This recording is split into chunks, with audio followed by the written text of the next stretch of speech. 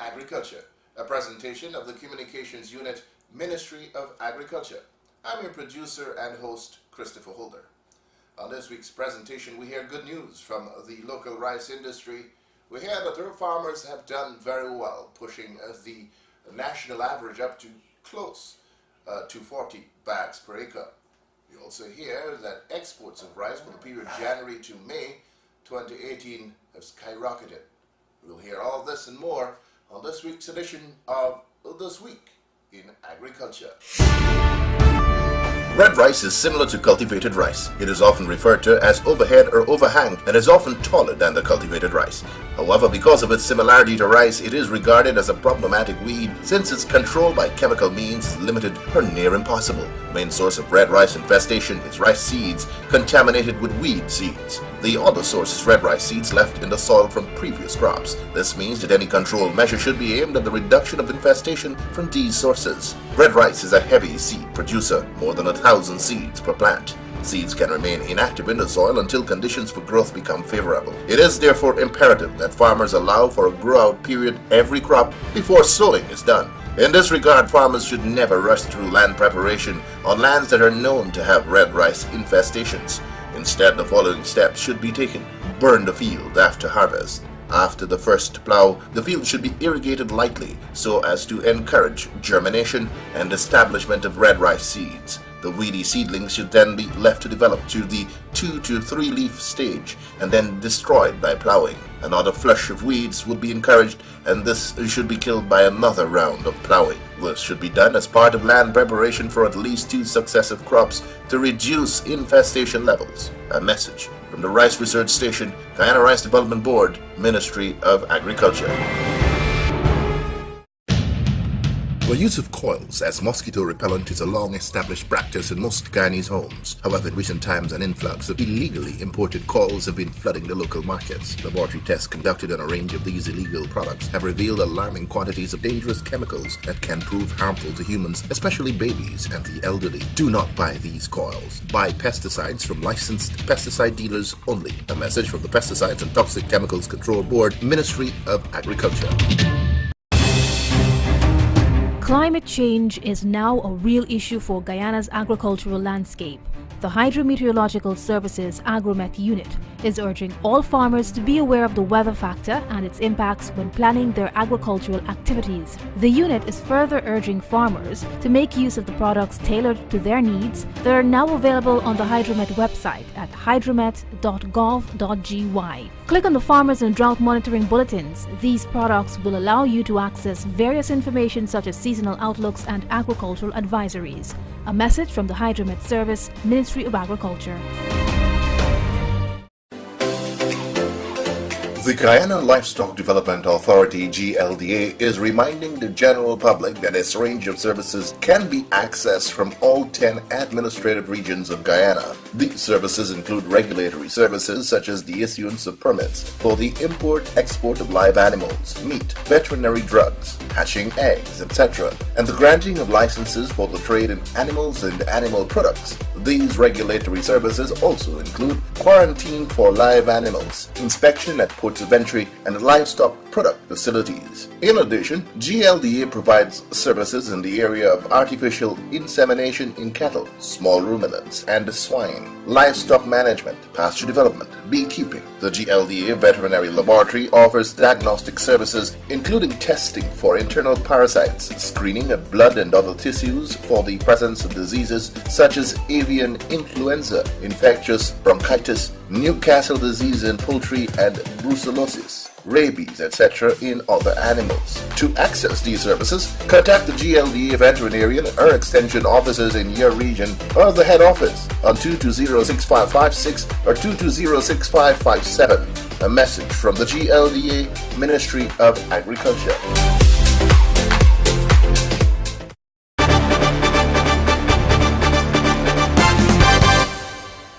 Guyana's rice industry has seen extreme highs and lows over the last 4 decades. Guyana's farmers have enjoyed the good times and the bad times relative to their earnings from the sale of paddy to millers. Over the last few years, Guyana's rice farmers have been breaking production records across the board. In 2015, farmers produced the most amount of paddy in a single year, topping the million-ton mark. Production levels have stayed around that million-ton mark for the last 2 years, despite the problems farmers faced with paddy bug damage, drainage and irrigation issues during certain crops, and delayed payments by millers. Guyana has now been shipping its rice products to 3 new markets in Mexico, Panama, and Cuba. These 3 markets, coupled with the other markets in Europe and the Caribbean, resulted in increased prices paid to farmers per bag of paddy sold to millers.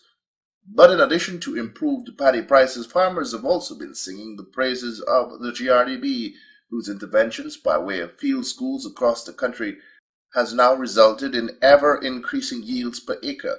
Improved agronomic practices throughout the life of the crop has seen the national average move from 30 bags per acre in 2015 to 35 bags per acre in 2017. Some farmers were reporting getting as much as 45 to 55 bags per acre, with the GRDB 10 and 12, 2 of the newer varieties introduced by the GRDB's research station a few years ago. Earlier this year, there was even more exciting news from the rice industry with the release of the newest high-yielding variety, the GRDB 15, which in field trials has proven itself capable of realizing up to 60 bags per acre and is resistant to lodging. So it is that despite increasing costs of inputs such as fertilizer and fuel, rice farmers say they are making money and are confident about the future of the industry. This after a great productive effort for the first crop 2018, 98% of which has been harvested. I took my cameras around the country to hear from our farmers directly about their thoughts on the industry today. Blackbush farmer Mr. Budram says he is satisfied with the current state of affairs. He was the first of many we spoke with. Since the rice start, I think last crop we get a better yield out of all the yield. Due to the paddy we get on GRDB, 12. I do 12 and make about 55 bags per acre. With the help of the fertilizer too. But at least good management too. Every farmer might have good management make it over there.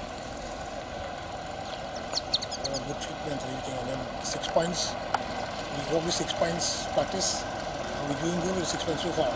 The rice industry, I have a confidence that the rice industry will develop because through the market we have good markets, and the GRD produces a blue paddy called 15, one we covered last crop, and we try it, and so far it's doing good. We might make a little more per acre, and that might make a development in the rice industry for the farmers. I think the yield might be more in the market. We have to get a market from the government, the Mexico market and the Panama and the different markets. So if the rice get a good market, we must have a good price too. A little better price than we have developing the price. You know?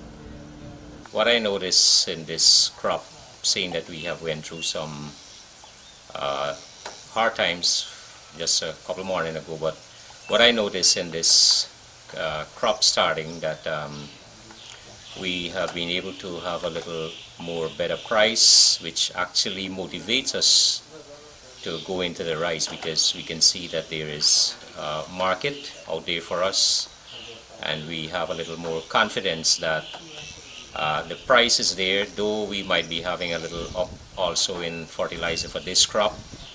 But we're looking, hopefully next crop probably we can have a little more price, and once we know there is market, then we know that there will be an increase in the price also.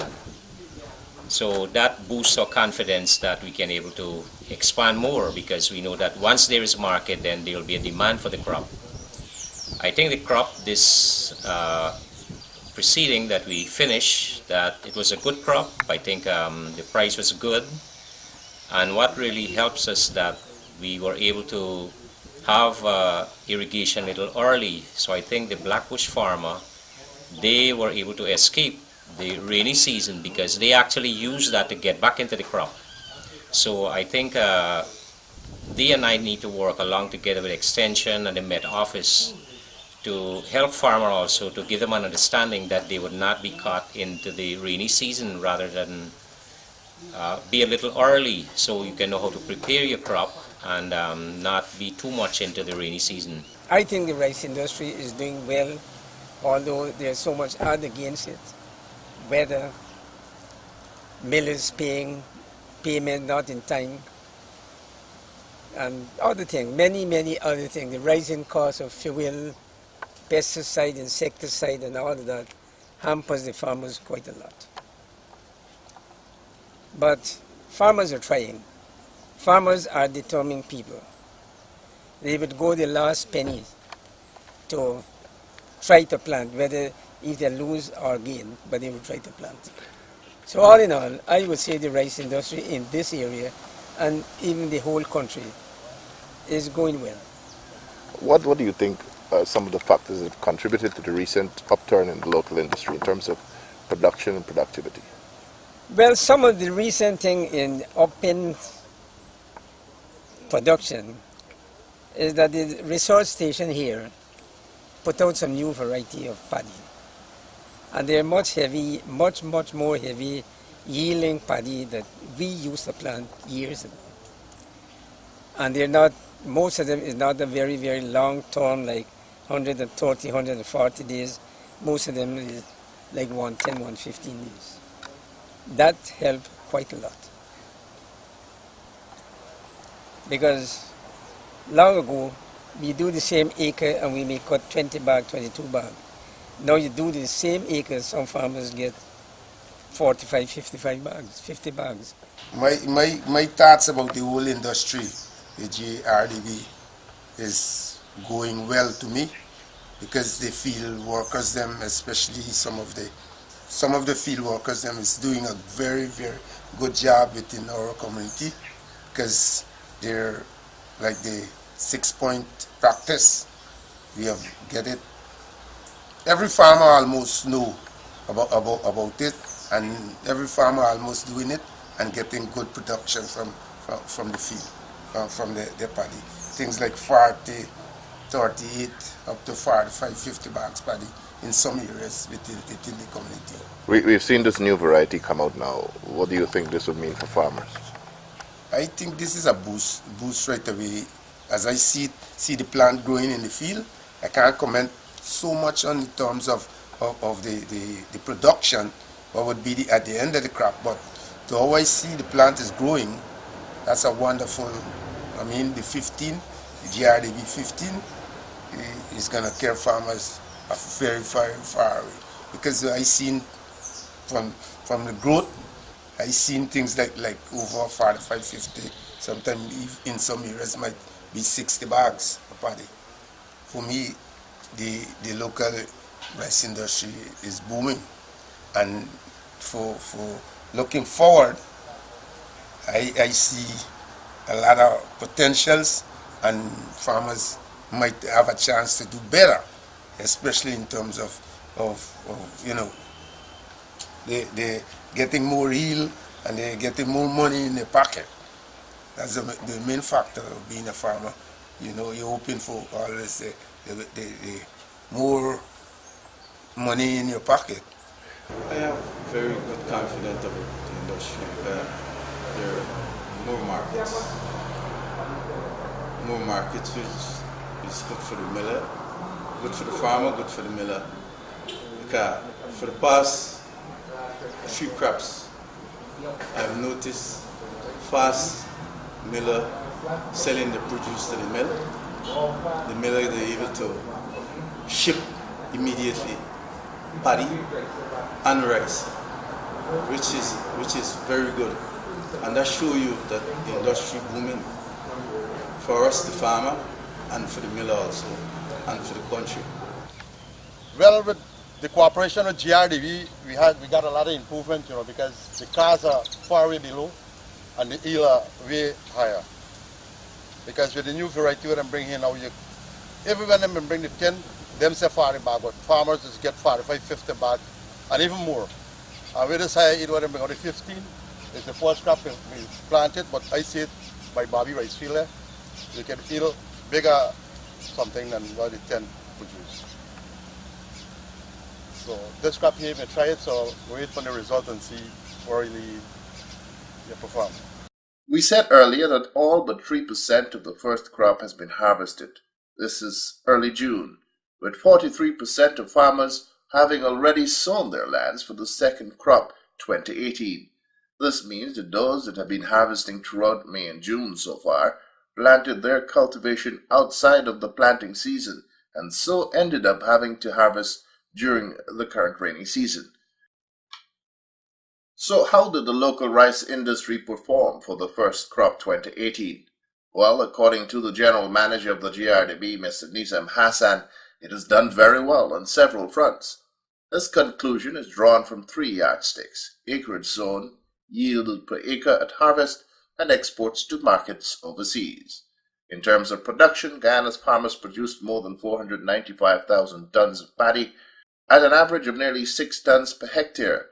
Projections are that production for the first crop 2018 will top out at around 500,000 tons.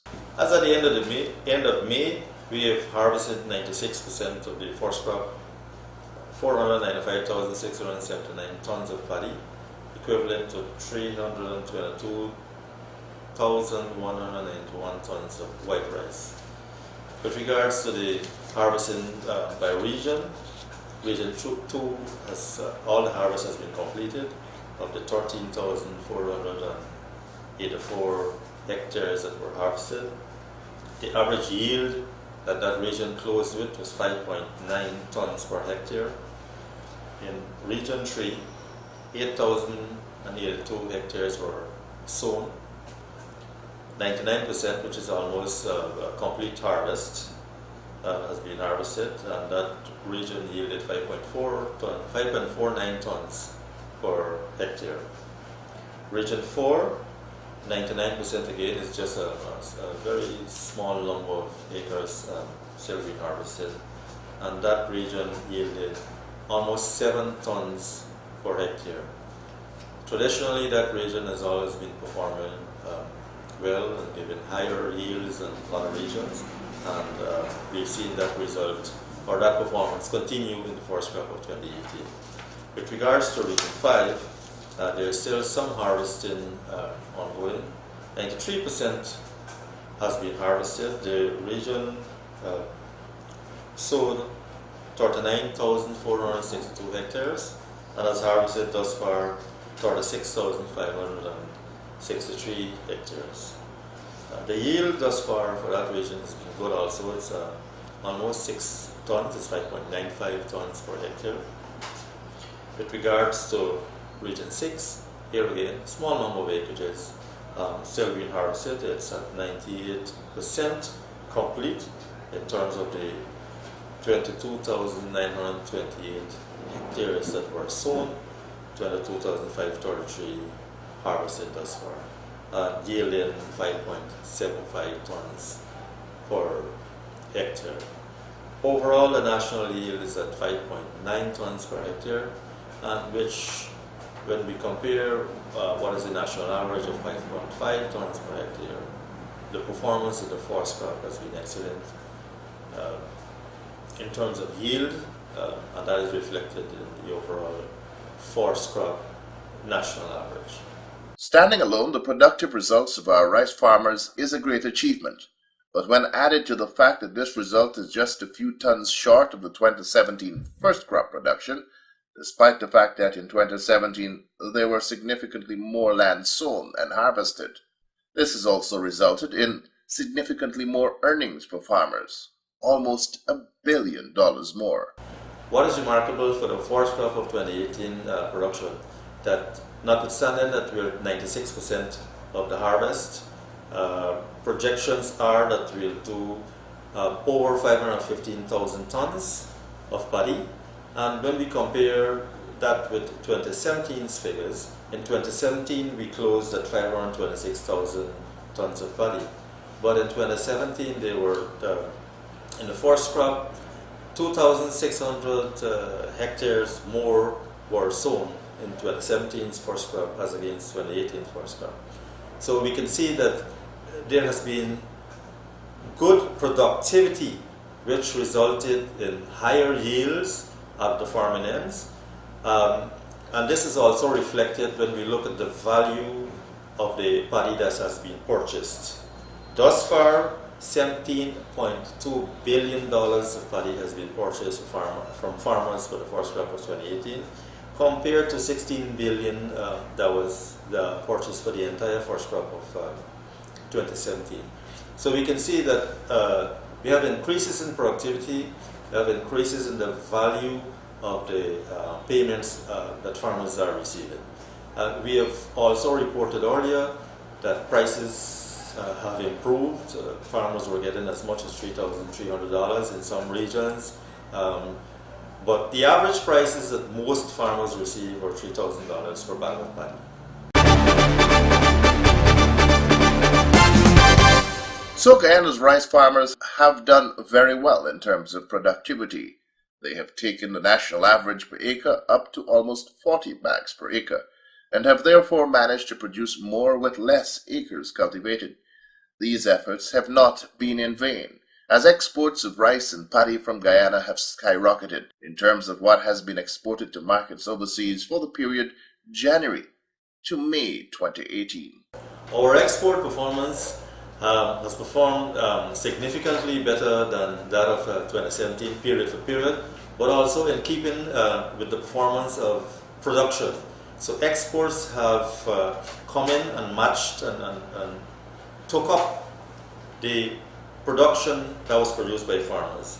For the period January to May 2018, we've exported 232,000, almost 232,000 tons of various products, rice, paddy, bran, and so on, which is valued at 91.3 million US, or 18.7 billion Guyana dollars. When we compare those figures to the corresponding period in 2017, we did 172,251 tons exported to the various regions, and that was valued at 64.5 million US, or 13.2 billion Guyana dollars. So from the figures that I presented to you, you could see that productivity has increased, exports in terms of volume and values increased. This augurs very well for the performance of the industry. It's also in keeping with projections, and it is responding to what we have seen the demands are on the international market. Earlier this year, we reported that the FAO had projected that global consumption of rice will increase, and we can see that given our response, Guyana's response in terms of producing the products to the market, and the stakeholders, the farmers, the millers, and all the shippers, they have responded well by providing the relevant services so that we are able to tap into the export markets. Of course, increased exports is great news for Guyana, but just how much are these exports valued, and where did we ship to? With regards to our performance in the specific regions, we've done 31,000 tons to CARICOM, valued at 15 million US dollars, 44,000 tons to European Union, and we have the region that has performed significantly well when we compare peer-to-peer is that of Latin America. In 2017, January to May, we did 54,000 tons compared to 189% increase. This year, we've done 158,000 tons of products being exported to those markets. The countries that stand out, of course, would be Cuba, Panama, and Mexico. Two of those countries are relatively, well, one is definitely a new market. Cuba, Guyana exported many years ago. And Panama we've been exporting to recently for a number of years. Those countries are the main countries that contributed to our excellent performance in the increases in the volume and value of our products.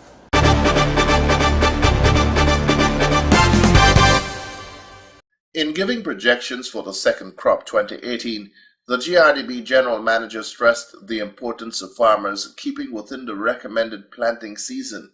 As to plant outside of the season results in problems being encountered by farmers who have been harvesting in this rainy season. In my conversations with farmers across the country, I had asked about planting out of season. How much of a gamble is it? Well, I think those farmers who plant to reap this time, they're out of the game. They're out of the game. All what they do now is destroy the dams, destroy the very land which they might want to go to plant again, and most of them can't go back with tractor because the land is so soft. But they prefer to destroy the dam and destroy the land and get nothing at the end of the season. Rice planting is a season like any other crop in this country. It has season. If you go within the season, you might not face up all this hardship. But if you go off the season, all the odd weather conditions thing, you will be in it. From my early stage of life, from when I was a little boy, I started planting rice.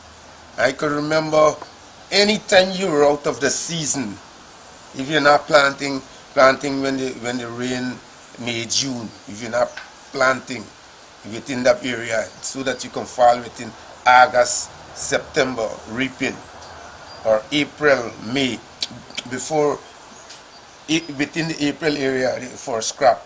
And then when you jump in the other crop and you can't reap between August, September, the lowest mid-September, you're in serious trouble. First of all, I have lost some years now by because of planting late in the upper area. That's going in the Dartmouth area.